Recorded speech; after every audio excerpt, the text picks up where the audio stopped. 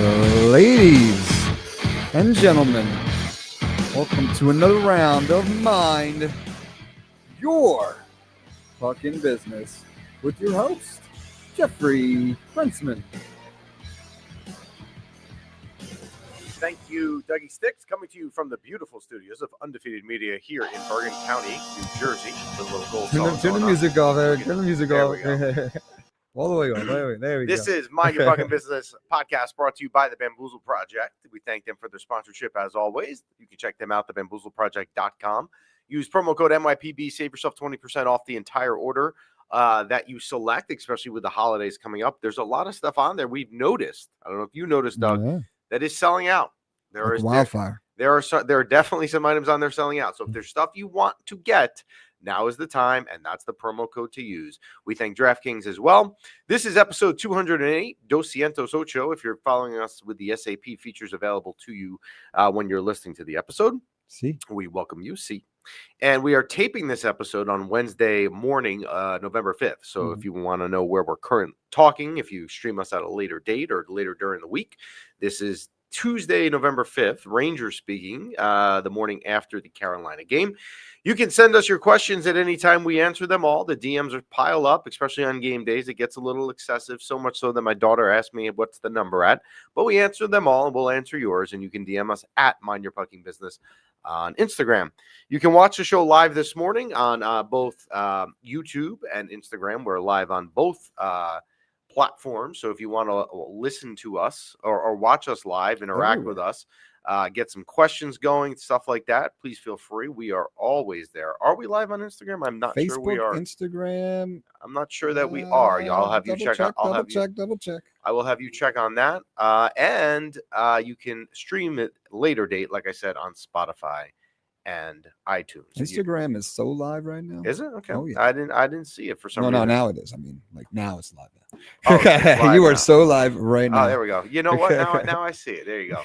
You were right on the money with that. All right. Speaking of on the money, we do things here in a chronological order. It's the way we always go about doing things. We were on last Wednesday, which was the morning after they won in Vancouver 2-0 with an empty net goal, and Jonathan Quick had kind of stood on his head there, turned it around after the bad performance in Calgary. And the Rangers were going into Edmonton the night after. And we were live last week talking that we were talking about Igor's career numbers in Edmonton. I mean, they weren't going to go back to Quick. We talked about, should Igor play, and he would play. And he did play, as we kind of suspected. And that game got off to an interesting start. Johnny Brodzinski, who's, if there's a poster boy of someone in recent years that is constantly in and out of the lineup, one day he plays, then he disappears for a week, then he's back for 2 weeks. Johnny Brodzinski is that guy the last few years. And Johnny Brodzinski intercepts a pass, which was a stupid pass by the defenseman. It might have been Darnell Nurse, actually, that did it. Cross ice, takes the pass, intercepts it, goes in for a breakaway, and scores on Stuart Skinner to give them the lead. Then it kind of came back to earth that game. The Rangers are going into the third period down 3-1 against Edmonton. And, one thing is I have found this year, and I look, I don't know, this is a total opinion. I could be completely wrong on this. This is just basic observation, and I think it's because of the year that the Rangers had last year. But I feel like people want to make proclamations. The Rangers are back. The Rangers still suck. Almost after every game, you see people declaring what they are for the season. After so whatever, bipolar. You guys are bipolar. Well, it is in the sense that, like, they play well. We are so back. We are not back. We suck. Like, I don't care to make like a proclamation in October every single if the team is back. The season goes to April. But here's what I will say. If you're on the train that the team is back, and again, we're going chronological here. We won't talk about games since then. Last week, when they are down 3-1, going into the third period in Edmonton, where you've now been the worst team for the last 30 minutes of that game, you're playing the two-time defending Western Conference champions. Last year, and we all remember last year, there is zero chance. I'm going to repeat, zero chance. Not 1%, not 2%. There is a zero chance that that team last year down 3-1 comes back in that game. Zero. So I would use last Thursday in Edmonton's third period and then forthcoming overtime as an example to show you that they are not last year's group. Now, does that mean they are the group 2 years ago that won the President's Trophy and steamrolled through the regular season? No, I'm not saying that they are. But I'm trying to give you an example of why they are not last year's group. And last Thursday in Edmonton is the picture-perfect example of that. Braden Schneider, they're down 3-1 going into the third, scores to make it 3-2. And it had a feeling, actually, and I'm very pessimistic. We all know that. But you had a feeling that they were going to tie it or at least have plenty of chances because that third period was the best period that they played probably in the last year, actually. They were that good. Taylor Radish, who's now becoming the leading goal scorer on this team, which is a story for another day, gets the equalizer to tie it at 3. Now let's go to the last minute of that game, because as good of a memory as that game was, it almost became an epic disaster and one that would have angered you, especially like me, if you stay up on a Thursday night for a super late game. You don't want to be annoyed and angry at 12 o'clock. True.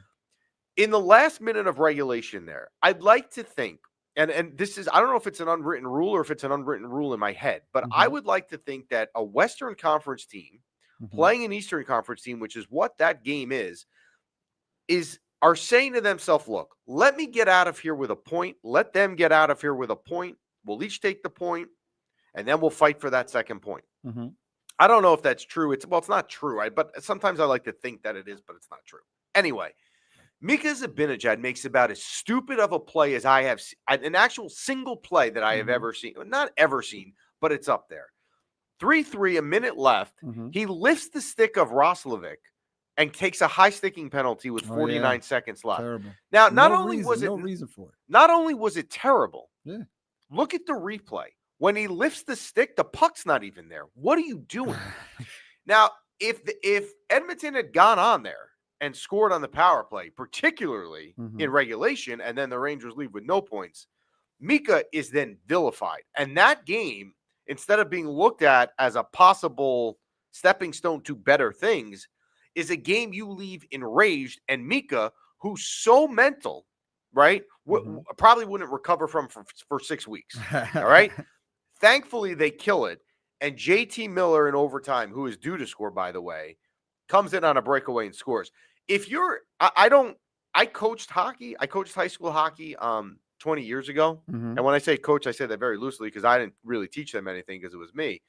But I know enough of hockey, and you do too if you follow MYPB. Trust me, you do. Even if you're like a new hockey fan, look at the defense when JT Miller comes in, particularly Darnell Nurse. He skates the other way.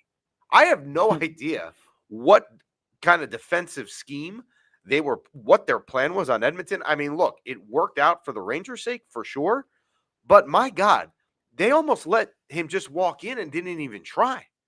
I don't know. In any event, they get out of there with a 4-3 win, 2 points versus, again, the team that has won the Western Conference the last 2 seasons, and you were down 3-1. There's not a lot of negatives I would take from that game, except be thankful that the Mika penalty did not kill them. We talk here a lot about how when you win a game like they did in Edmonton, it has the opportunity to become a statement game. It has an opportunity to become something bigger than just a win. However, it cannot become that if the next game you go out and lay an egg. And they played in Seattle on Saturday night. Seattle, look, most people, most Ranger fans, and probably myself included, and I'm not saying this in a negative way, I think the first thing you think of when you think of the Seattle Kraken is one of two things. Capo Caco, because he now plays there, and he did return from injury that night. And secondly, you think of them kind of still as an expansion team, because I believe they are actually the most recent team in the league. However, they're not a bad team. They're third in the Pacific. If you look, going into that game with the Rangers on Saturday, they had gotten a point in every game of the last 2 weeks. They're not bad. And I don't love their coach, Lane Lambert, but they're not bad.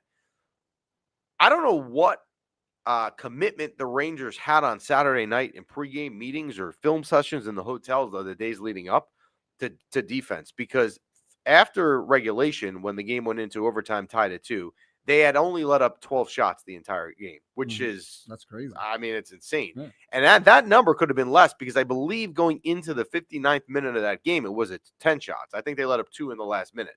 Actually, they definitely did. Noah Laba breaks the tie in that game off of a great, and I mean great, defensive play in the neutral zone, almost at center ice. The puck goes the other way. He goes hard to the net and taps in the goal. Noah Laba, again, remains a very good story. Is he the savior? Is he playing? Is he going to be a 30-goal scorer in this league? I'm not telling you to go bet your mortgage on doing that, but I am telling you that he's been very impressive. And that game, he was very good again, especially that play where he created the turnover and then went to the net and scored the goal off of said turnover. The game goes to overtime, and another player, as I said 2 nights earlier in Edmonton, where you had JT Miller scoring the game winner who was due, Will Cooley was super due, and he gets the overtime winner there. Whenever you can finish a road trip, it's particularly one that's out west, in this case 3 in Western Canada and Seattle, and you can finish a road trip 3-1, you take it, you run, you sign for it, and you run. Especially in this case, where when you think of that one loss, which was the first game in Calgary, which was atrocious, the fact that they somehow responded to win 3 games in a row after what we saw in Calgary, that's a massive, massive win. You would sign for that. So road trip wise, great. You hate the beginning of it, but you love the end of it. I'm going to take some Instagram comments before we go to the Carolina game. Although actually I'm going to hold off because I see the topics you guys are going on to, and we're going to get into them. Last night, I said this in the post-game recap, and I probably said this to some of you. I did via DM through the last few days, and I don't remember exactly who. But if you're a fan of the Rangers, which you are, because you follow us and you're spending your time listening to us, so we thank you for that. And I'm not just talking in recent years. I'm not just talking about the core of Mika Zibanejad and Adam Fox. I could go back to the Dan Girardi for Chris who's watching. I could go back even further than that to tell you that there is something that happens when the Rangers go on a long road trip, which they were on.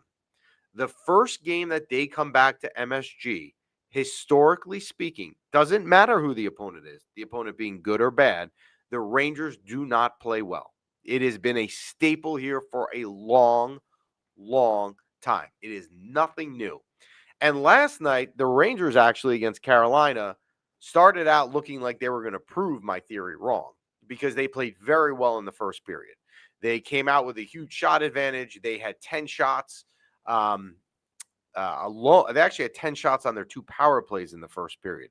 Artemi Panarin, which is becoming a bigger story, a bigger topic as each and every game goes on, had a breakaway in the first period, and I believe, you can correct me if I'm wrong from watching it, shot it basically into the blocker of the goalie and missed. The Rangers had great momentum early on, and then Gavrikov, who's been very good, he had another great defensive play last night, by the way, got called for slashing, and it killed the momentum, and then Ehlers went on for Carolina to score the first goal of the year on a shot that I just don't think that Igor saw. You couldn't tell definitively from the replays they were giving you, was he screened? But I almost think he has to because I don't know how that shot would go in if he saw it. The one where they kind of kept playing afterwards? No, that was the second one. Right. That was, and now I'll get to that goal in a minute. That was weird too because it's like, what is going on? So Ehlers scored, and then they never really got. I don't know if it took the momentum out of the building. I didn't go last night, so I was totally 50-50 on the fence about going last night. And then Monday, I said I'm going to go to the game. I said, you know what? Like my kids don't have anything.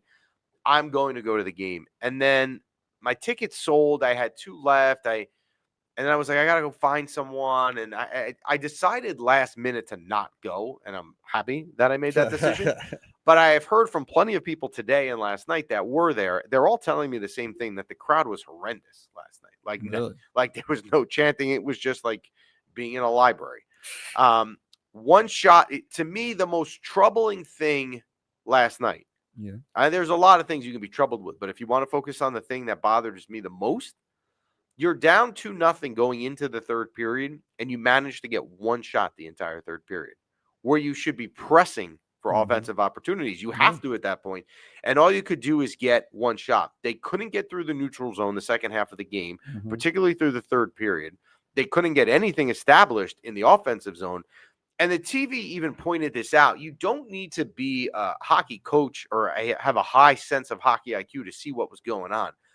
Carolina kept everything for the Rangers to the outside, right? Even, which was strange to me, that it was even kept to the outside when the Rangers were trying to come through the neutral zone. They were forcing them to the outside. Normally when teams do that, and the Rangers did this in Seattle especially well, and that was probably why Seattle only had 12 shots. The Rangers forced them to the outside in the offensive zone.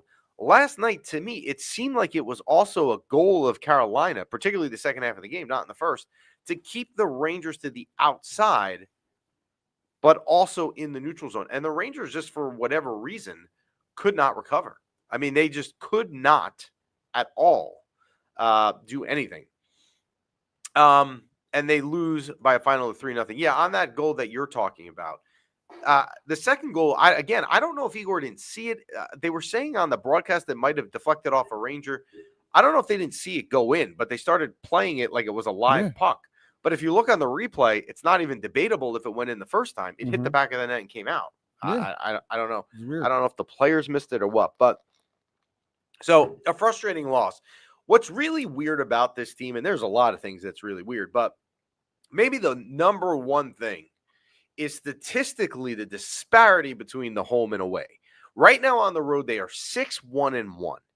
If you told me a month ago, because we're now basically a month into the season, right, that they were going to be 6-1-1 on the road, knowing that in their first 8 road games, they were going to Toronto, they were going to Montreal, and they were going to 4 games out west, I would have signed for that a month ago immediately.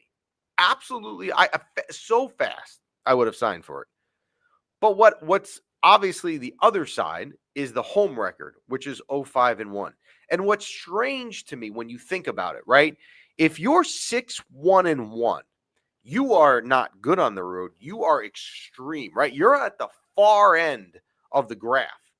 And if you're 0-5-1 at home on the home graph, you're at the far right of it. So it's not like, well, you know what? They're 4-2 at away, and they're 2-4 at home. They're different. They're a little bit better on the road. No, they're completely opposite. And my wife asked me last night, and it's a fair question when we were watching the game. Is it now in their head mentally at home? And you almost think that in some ways it has to be, right? I mean, players are aware of their record, right? I don't know if it's now like they step foot on MSG ice and they're gripping the sticks tighter or something like that. There has to be some form of mental aspect going on here that's not working the right way.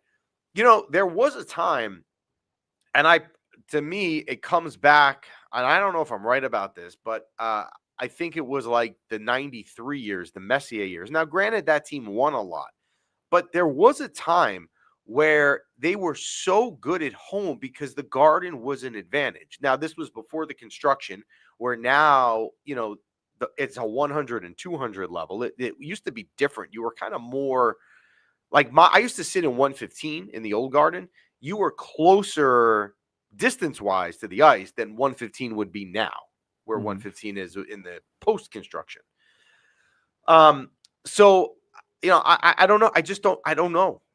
I don't have an answer. Now, Mika said last night in the post game, and he's not wrong, that it's what's perplexing about it. I'm going to get his quote actually, because I have it here, which is that it's strange that they're getting looks at home. It's not like, they're coming out and they're not getting chances. Hey, I was there when they played Washington and Charlie Lindgren shut him out. I was there 2 nights later when Stuart Skinner shut him out. They had a ton of chances each game. It wasn't like, they really are just not even getting the puck on Panarin breakaway. Panarin breakaway. I mean, there's a lot of things that I can get on, but it's not a lack of chances. Not at all. So Not at all. it's bizarre. And now they go to Detroit, as Jeff Adelson is saying in the comments on Friday night, which is probably the best thing for them to not play in any arena that's in the middle of Manhattan. And then they're back home. They have or back to back.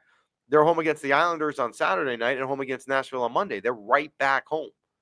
I mean, at some point they'll win a home game, but it is bizarre. If you were a negative Nancy, so I'll let you guys answer this in the chat. If you were a negative Nancy, right, and you said to me a month ago, the season's about to start, they're about to play Pittsburgh on opening night, all right? Yep. I'm telling you the Rangers are going to be bad this year.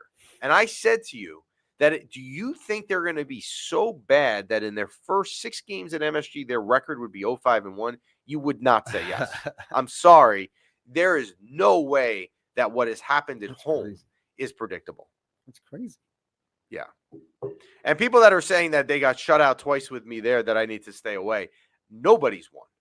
So it's not me. It's anyone that has gone to a game. Now, I did see them score. I was at the Minnesota game. I was there, which also was annoying.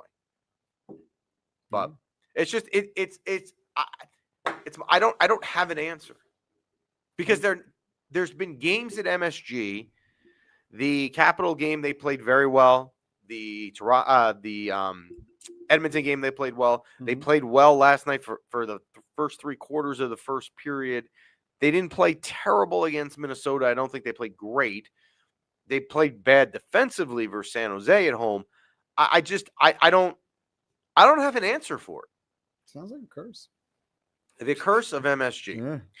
All right. I'm gonna say something that I'm going to possibly regret, and I want to regret it.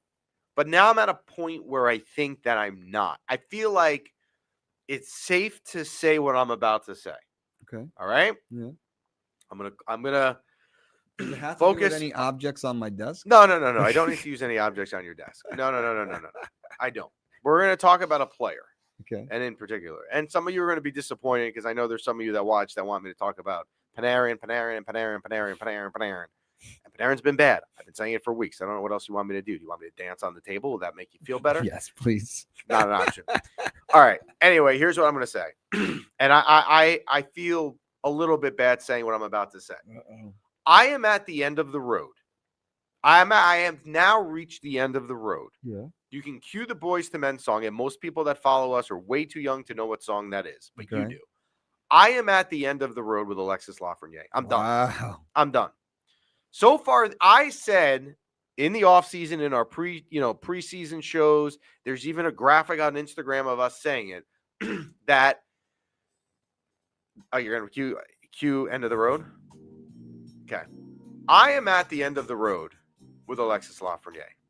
I really am. We said in the preseason, there is not a single player that needs to have a good year more than Alexis Lafreniere. And he has been complete dog shit. I shouldn't have just said that. That's not nice.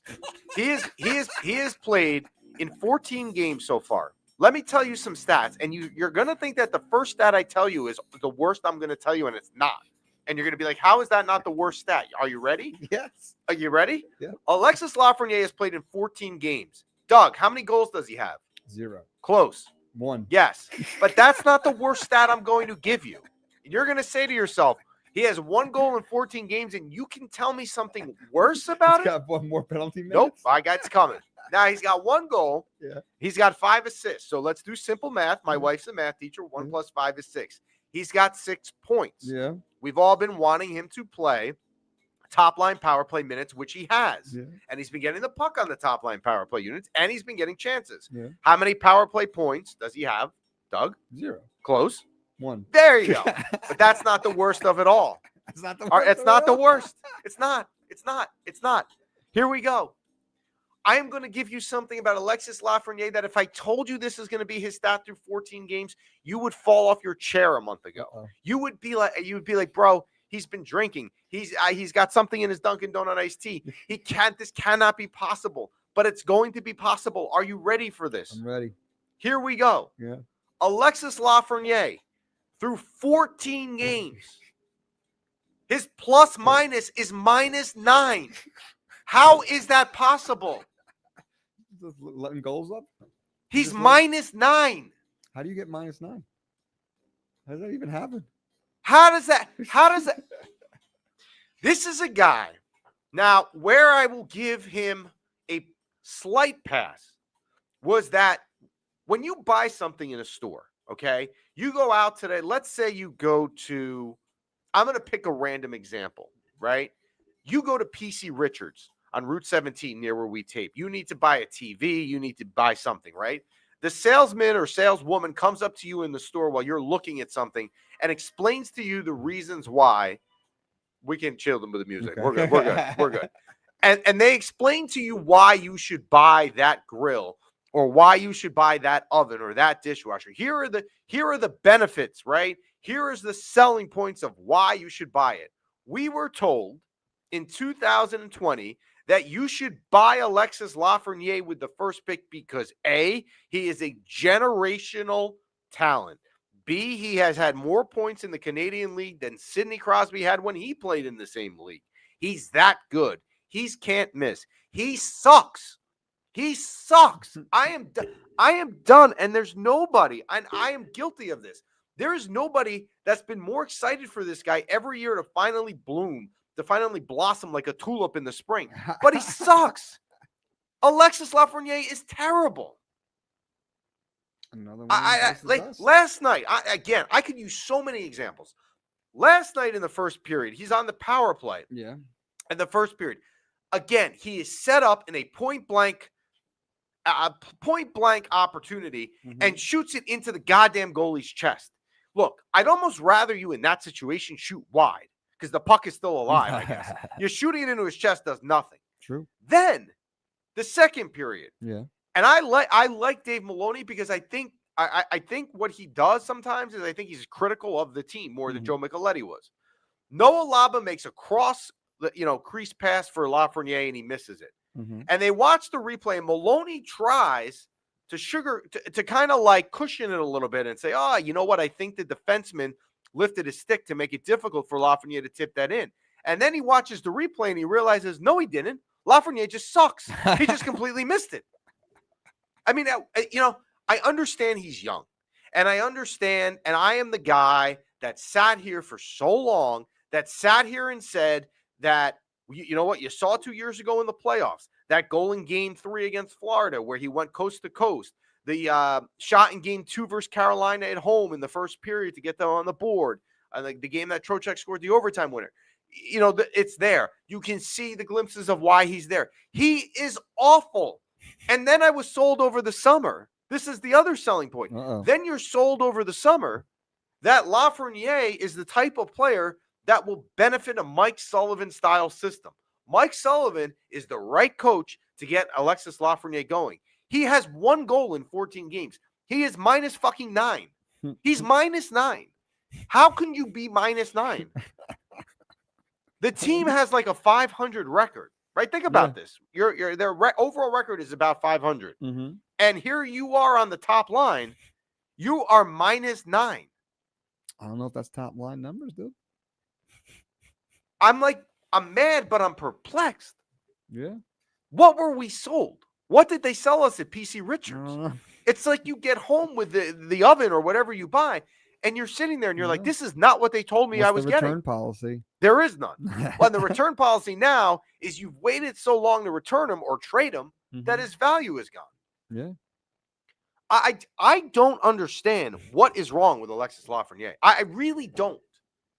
It's maddening to me. Is he like playing not in a different position, but is he playing a different role than he should be? Like, should he be more of a puck handler? Should he be more of just a spot shooter? Like, what are we like? What, is he like playing something? He's awful. I don't know. I'm like lost, but I'm at a point now where I'm done. And for some reason, last night for me was the end. I'm done. End? I've stood up for this guy for so long. I actually think I might. No, I don't think I have his jersey, but I root for him at games. And he's the young kid, and he's going to be really good. And he's going to be he's doing nothing. I don't even know if he's playing. And then the other day, the funny thing, I think it was the Edmonton game. Yeah. They like panned to him in the first period as he went to the bench. He fell on the bench. He like fell down like he was drunk. And I'm sitting there. I'm like, it's like, I mean, look, I have guys in my beer league that can actually get from on and off the bench without falling down. I'm done. I'm done. Until I am done, proved otherwise, I'm done with Alexis Lafreniere. I'm done. And I want to be wrong.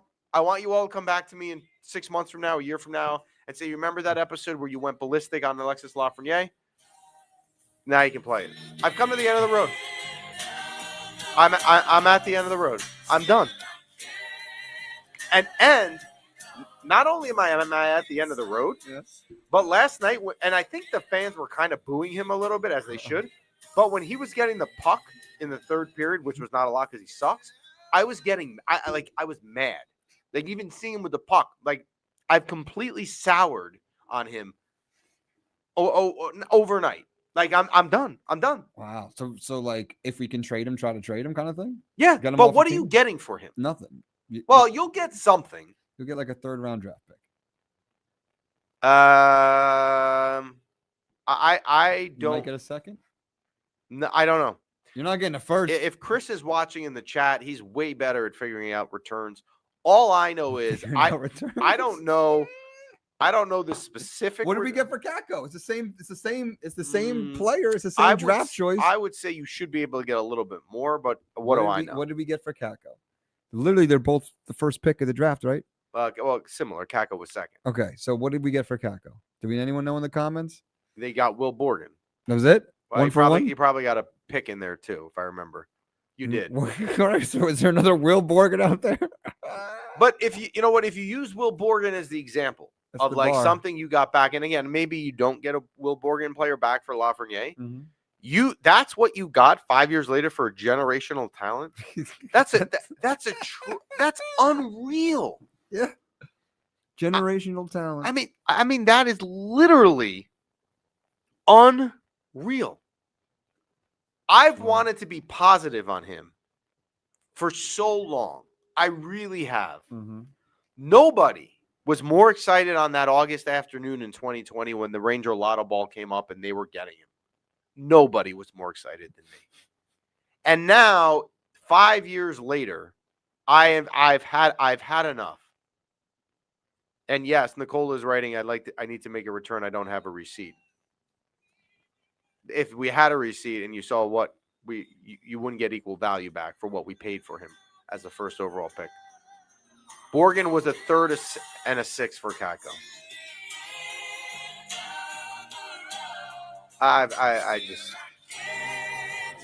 And now I'm pissed because now my blood pressure is mad from talking about this.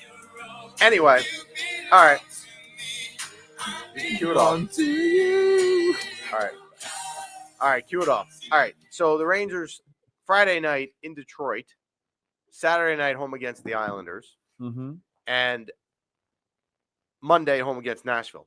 The 2 games at home, yes, the Islanders and Nashville. Well, one thing with the Islanders, how's their 1st overall pick doing? I don't know. So, yeah, probably really good. Very good. Yeah, already playing well. Yeah, probably amazing at age 18. The Islanders and Nashville, who come to the Garden on Monday, are not, either of them, are not overly strong defensive teams. So, I'm not going to say it. No, I'm not going to say it, but you know where I'm going? Yep.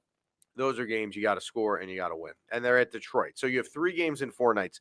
When we put together the predictions that went up last week for the month of November game to game that we do, if you know from your elementary school days, I'm taking you back, there are 30 days in November. And of 30 days in November, there's 15 Ranger games. There's a lot of hockey this month. Yeah. And this weekend, there are 3 and 4 nights. Yeah. And then the Rangers go back on the road. I believe they go to Tampa next Wednesday and Columbus on Saturday. Great. I wish there were some things to cheer for, like goals. Well, if they're on the road, you can cheer they're on the road. Yeah. I tell you, I look forward. It used to be the opposite. Like, you look forward to the home games, even on TV, like watching them at home. Now it's like, want to hear the goal song? But I want to hear the goal song. So wait, how many times have we heard the goal song this season at home? So you had the 1 goal in Minnesota. You had the 5 versus San Jose is 6, and then you had last night. That's it, 6. Okay, so That's home 6. games. Those So are all home games. Yeah, you've had 6 home games, and you've heard it 6 times. But that accounts for 2 0, 5. How many did they score? 6, 5 against the Sharks, and 1 versus 1 the Wild. against the Wild. Yeah, That's it. The 6 games. So if you went to 4 of those 6 games, say you were a fan like me, that doesn't go to every game but goes to some. I mean, New York is the biggest travel place in the world. So say you traveled from Egypt. Correct. And you came. Here's a great one for you. Yeah. Right? The week that I went. Yeah.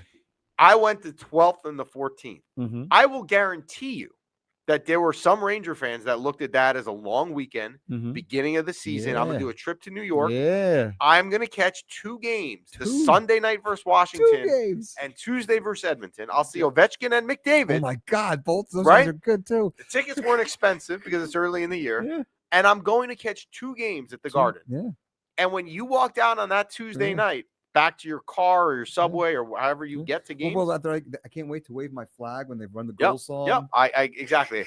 I can't wait to, and even worse as a parent, you know what? And I used to hate this kids, as a kid. You got the kids you there. bring the kids there. Yeah. And the kids. Daddy, am I going to hear the goal song? Because Jess and I, when they were younger, and we would take them to like preseason games because they could only stay for like a period because it was late.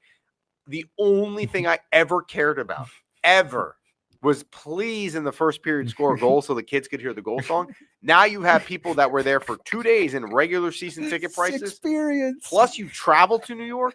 You paid for a hotel or Airbnb, whatever Maybe you took do. A cruise. Yep. Who knows? You were here for 2. But anyway, you could also be fans because I'm sure they're out there that have don't go to every home games but go to a lot. And there's been 6 so far, and those were the 4 they picked. They haven't seen a single damn goal. It's just remarkable. Dada, will I hear the goal song today? Yeah, go on YouTube. Go to YouTube, son. So, all right. People are saying, I know you don't want to do it, but we're not. People asking for the panic We're not button. doing. There's one person asking it. We're not doing we need it. 2 We're not people to ask. No, to press we're the not. button. They're 6. They're 500. I know we're not pressing it yet. We're not panicked yet because we're a 500 record. And most of those losses are on the home.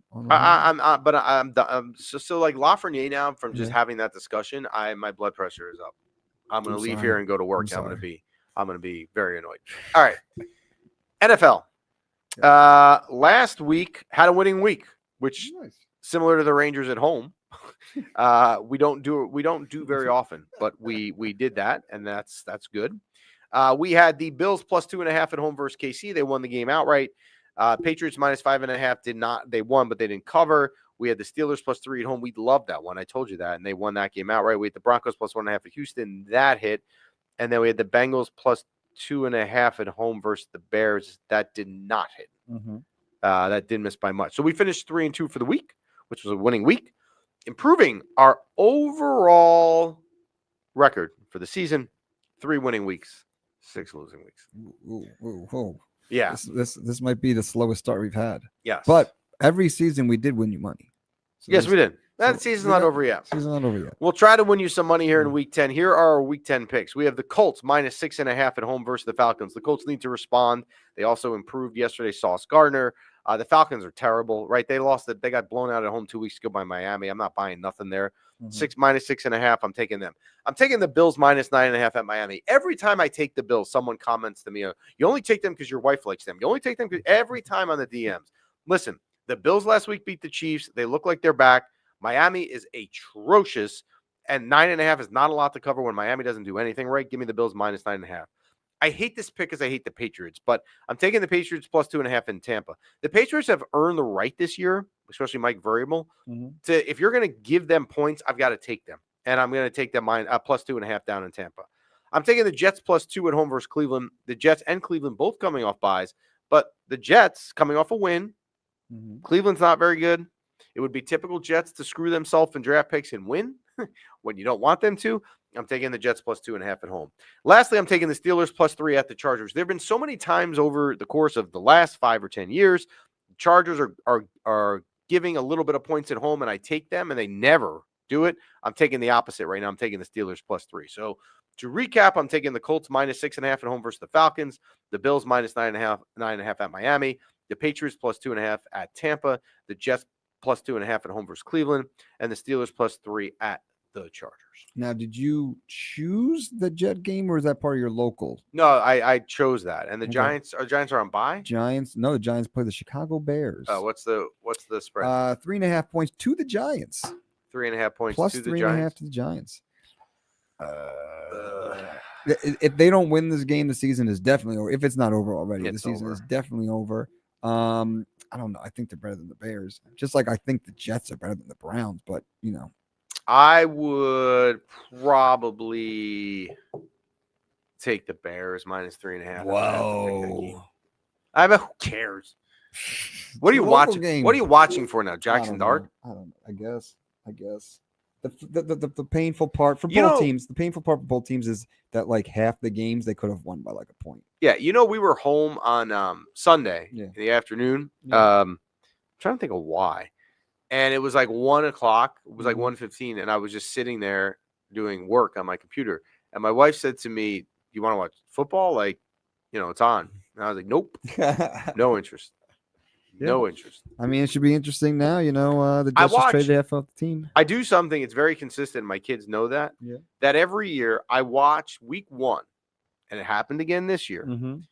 I watch the first Jets game, and then something goes wrong in the first game, or they lose in some crushing fashion, like a Chris Boswell Mhm. 60-yard field goal this year. And then I'm not like tuned out, but I'm Mhm. like turned off, and I'm like, I'm not Yeah. wasting my time. Yeah. So I fall for it every year. The first couple of weeks, there's a glimmer of hope, and you latch onto that glimmer of hope, and then without fail, here we are, like week 7 or 8, and it's just disaster. Yeah, it's painful. Painful to be a New York sports fan. It is painful. I think the only team right now that you have is the Knicks. Hopefully, strong start, but they're not guaranteed nothing either. Strong start, bad week last week, better. Actually, they will be tested tonight. I know we don't cover the Knicks, but the Knicks play Who they the Timberwolves at home, All right. which means Julius Randle returns to MSG tonight. Should be a good game. A little drama in the Garden. Yes. Yeah, you can see a team that plays well at home because the Yeah. Knicks Yeah. actually, the Knicks are undefeated at home. The Knicks are 4-0 at home. So maybe they're taking all the juju. They're taking all the wins. They're taking all the Can you wins. throw one Just to one. the hockey team? Just one Just one. to get it going. That is it for us today. We thank the Bamboozle Project. Again, there's a lot of stuff on the site now that's sold out. I know they're trying to get it back in stock. So if you see what you want, including the Jeff Adelson shirt, Yeah. make sure you order it Jump when on you it quick. can. But most importantly, use promo code MYPB at checkout. For sure. We will be back on next Wednesday. Again, the Rangers Friday night in Detroit, back home Saturday night against the Islanders, home on Monday versus Nashville. So we will have another 3 games to run through when we are back on next week. And we will talk to you then. Have a great week. Dagger. We'll let it slide. We need them. We need more of those.